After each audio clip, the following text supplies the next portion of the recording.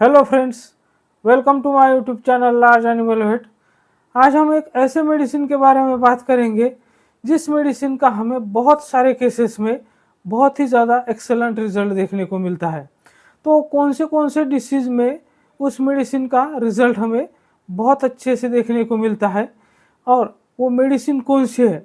इसके अलावा जिस भी डिसीज़ में हम इस मेडिसिन का यूज़ करते हैं तो उस डिसीजेस में पशुओं में हमें क्या क्या सिम्टम्स देखने को मिलते हैं, ताकि हम उस डिसीज़ को अच्छे से पहचान सके और जल्दी से जल्दी उसका ट्रीटमेंट कर सके, इस दवाई का वहाँ पर उपयोग कर सके ताकि जल्दी से जल्दी हमारे पशु जो है वो स्वस्थ हो जाए। तो ऐसी कौन सी मेडिसिन है कि जिसका बहुत ज़्यादा अच्छा रिजल्ट हमें देखने को मिलता है, जहाँ पर कि हम बहुत सारे अच्छे अच्छे एंटीबायोटिक्स का यूज़ कर चुके होते हैं, कई जगहों पर हम एंटी फंगस का यूज़ कर चुके होते हैं, लेकिन फिर भी वहाँ हमें पर रिज़ल्ट देखने को नहीं मिलता है।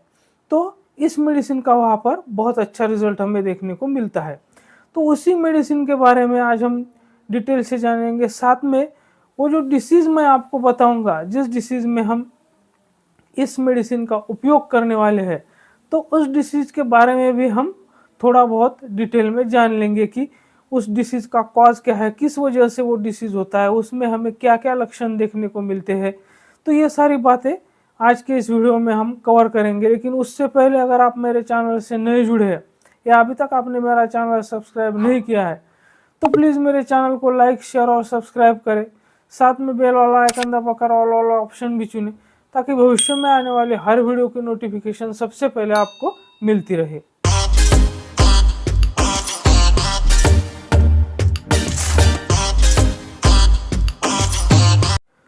तो जिस मेडिसिन के बारे में हम इस टॉपिक पर बात कर रहे हैं वो मेडिसिन है एक कैप्सूल, जो कि आप स्क्रीन पर देख सकते हैं, जो कि टी-बर्ब नाम से आती है। और ये टी-बर्ब कैप्सूल जो है वो इंडियन हर्ब्स बनाती है और ये 24 और 50 के पैकिंग में हमें मार्केट में अवेलेबल है, यानी कि 24 गोलियों की पैकिंग भी मिलती है और 50 गोलियों की पैकिंग भी हमें मिलती है। तो अब हम बात करते हैं कि इस टी-बर्ब कैप्सूल का जो है तो हम पशुओं के किन किन बीमारियों में उपयोग कर सकते हैं, जहाँ पर अदर मेडिसिन जो है वो काम नहीं करती है। तो सबसे पहले हम बात करेंगे डेगनाला डिसीज़ के बारे में। तो डेगनाला डिसीज़ जो है उसको एफ्लाटॉक्सिकोसिस भी कहते हैं, जो कि एक फंगस होती है। तो फंगस जो टॉक्सिन सिक्रेट करती है, तो उसकी वजह से ये डिसीज़ कैटल बफेलो में ज़्यादातर हमें देखने को मिलता है। तो वो जो फंगस होती है, खास करके जो फ्यूजारियम स्पेसीज की जो फंगस होती है, वो फंगस एक टॉक्सिन सिक्रेट करती है, खास करके जो पैडी स्ट्रॉ होती है। तो उस पैडी स्ट्रॉ को अगर हम अच्छी तरह से ड्राई नहीं करते हैं, तो डैम कंडीशन में अगर हम उसको स्टोर करके रखते हैं, मतलब कि उसका स्टोरेज जो है हम इम्प्रॉपर कंडीशन से करते हैं, तो वैसे उसमें मॉइस्चर ज़्यादा होता है। तो मॉइस्चर ज़्यादा होने के कारण वहाँ पर ये फंगस ग्रोथ हो जाती है और वहाँ पर टॉक्सिन सिक्रेट करती है। और उस टॉक्सिन को जब पशु निगल लेता है, मतलब कि जो पैडी स्ट्रॉ होता है उसको पशु जब खा लेता है, तो वो टॉक्सिन उसकी बॉडी में चला जाता है और ये जो डिसीज़ है तो वो टॉक्सिन के पशु के शरीर के अंदर जाने की वजह से होता है। तो इस डिसीज़ में हमें पशुओं में क्या क्या लक्षण देखने को मिलते हैं, तो खास करके एक्सट्रीमिटी जो होती है वहाँ पर गैंग्रीन डेवलप करता है। तो जैसे कि ईयर टिप्स होते हैं, जो लेग के एक्सट्रीमिटीज होती है, मतलब कि जो हुप्स होते हैं, तो ऐसी जगह पर ये गैंग्रीन, मतलब कि सबसे पहले वहाँ पर नेक्रोसिस बन जाता है, मतलब कि टिश्यू डेड होता है और वहाँ पर गैंग्रीन धीरे धीरे डेवलप होने लगता है। और जो कान है, जो अडर है, जो टीथ है, जो हुफ्स है, वो पशु के गल कर गिर जाने लगते हैं। तो इतनी ज़्यादा सीवियरिटी इस डिसीज़ की होती है।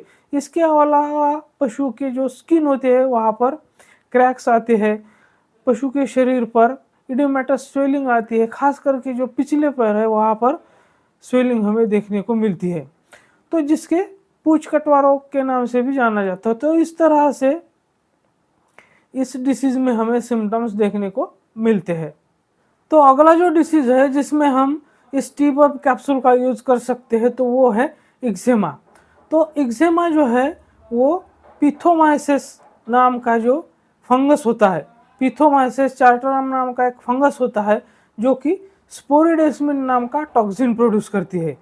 तो इसीलिए इस डिसीज को स्पोरिडेस्मिन टॉक्सिकोसिस भी कहते हैं और पिथोमाइकोटॉक्सिकोसिस भी कहते हैं, जो कि फंगस का नाम है और उसके जो टॉक्सिन वो सिक्रेट करता है उसका नाम है। तो उसके नाम के आधार पर इसके ये भी दो नाम है। तो जब ये स्पोरिडेस्मिन नाम का जो टॉक्सिन होता है जो कि फंगस सिक्रेट करता है और वो उसको पशु इंजेस्ट कर लेता है, तो पशु का लीवर और बाइल डक्ट जो है वो डैमेज हो जाते हैं।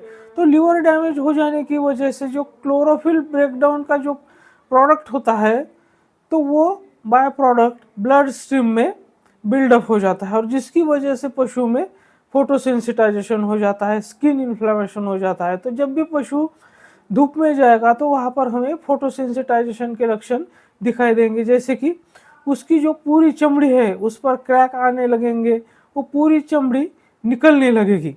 तो इस तरह के सिम्टम हमें एक्जिमा में देखने को मिलते हैं। तो अगली जो कंडीशन है, अगला जो डिसीज है वो है रिंगवर्म। तो रिंगवर्म भी एक फंगल डिसीज है। तो रिंगवर्म में हमें क्या क्या सिम्टम्स देखने को मिलते हैं, तो खास करके पशुओं में जो हेड रीजन होता है, नेक रीजन होता है, लिम्स होता है, तो वहाँ पर क्रस्टी ड्राई लीजन्स बनने लगते हैं, वहाँ पर हेयर फॉल होने लगता है, वहाँ पर इचिंग होती है। तो ये सारे लक्षण हमें पशुओं में देखने को मिलते हैं। तो रिंगवर्म को जनरली डर्मेटोफाइटोसिस के नाम से भी जानते हैं। तो ये रिंगवर्म जो है खास करके जो ट्राइकोफाइटॉन वेरिकोजम नाम की जो स्पीसीज होती है, फंगस होता है, उसके वजह से रिंगवर्म होता है। तो अगली जो कंडीशन है वो है फंगल मास्टाइटिस। तो फंगल मास्टाइटिस खास करके जो पशुओं में हमें देखने को मिलता है वो बहुत ज़्यादा सीवियर प्रॉब्लम क्रिएट करता है। तो जो फंगल कॉमनली इस मास्टाइटिस में इन्वॉल्व होते हैं, तो जैसे कि कैंडिडा स्पीसीज है, एस्परगिलस स्पीसीज है या ट्राइकोस्पोरॉन स्पीसीज है, तो ये स्पीसीज कॉमनली इस मास्टाइटिस में इन्वॉल्व होती है। तो ये बहुत ज़्यादा सीरियस प्रॉब्लम होता है। यहाँ पर बहुत सारे अच्छे एंटीबायोटिक्स को भी रिस्पांस नहीं मिलता है, बहुत बार एंटी फंगल्स को भी रिस्पांस नहीं मिलता है। तो इसमें भी पशु की हालत बहुत ज़्यादा ख़राब हो जाती है। जो पूरी अडर है वो ब्लैकिश कलर की हो जाती है, वहाँ पर नेक्रोसिस गैंग्रीन डेवलप हो जाता है और बाद में जो अडर के पार्ट्स है, जैसे कि टीथ है या अडर का कुछ पार्ट्स है, वो भी टूट कर नीचे गिर जाते हैं। तो इस कंडीशन में भी हम इस टीबर्ब कैप्सूल का उपयोग कर सकते हैं और वहाँ पर हमें बहुत ही अच्छा रिजल्ट इस टीबर्ब कैप्सूल का देखने को मिलता है। तो इसके बाद हम बात करते हैं मेंज के बारे में। तो कैटल में कॉमनली 4 टाइप्स की मेंज हमें देखने को मिलती है। तो एक नंबर पे जैसे कि एक डिमोडिक्टिक मेंज होती है, सोरोप्टिक मेंज होती है, सार्कोप्टिक मेंज होती है और कोरियोप्टिक मेंज होती है। तो मेंज, ये जो चारों मेंज है वो अलग अलग यानी कि डिफरेंट टाइप के माइट्स से पशुओं में होती है। इन चारों मेंज का जो कॉज होता है वो डिफरेंट माइट्स होती है, लेकिन मेंज का जो मेन कारण होता है वो माइट्स ही होता है। तो ये जो माइट्स होती है वो पशुओं की जो हेयर फॉलिकल्स होते हैं स्किन में, तो वहाँ पर हेयर फॉलिकल्स में घुस जाते हैं, तो उसकी वजह से हेयर फॉलिकल का वहाँ पर इन्फ्लेमेशन हो जाता है और हेयर जो है वो निकल कर गिरने लगते हैं। तो इसकी वजह से पशुओं में एलोपेशिया जैसी कंडीशन हो जाती है, मतलब कि बाल्ड पैचेस पशुओं के स्किन पर पड़ जाते हैं, वहाँ पर बहुत ज़्यादा ईचिंग होती है। तो इससे हम पहचान सकते हैं कि पशुओं में मेंज का प्रॉब्लम है। इसके अलावा पशुओं में जितने भी स्किन प्रॉब्लम्स होते हैं, स्किन से रिलेटेड जो भी प्रॉब्लम है, जहाँ पर दांत खाज खुजली है, जहाँ पर पशु में एलोपेशिया हो रहा है, इचिंग है, तो ऐसे हर एक कंडीशन में हम इस टीबर्ब कैप्सूल का उपयोग कर सकते हैं। इसके अलावा पशुओं में किसी भी प्रकार के जो वुंड्स होते हैं, जैसे कि लंपी के वुंड्स है या अदर किसी टाइप के वुंड्स है, तो वहाँ पर भी हम इसको उपयोग में ले सकते हैं।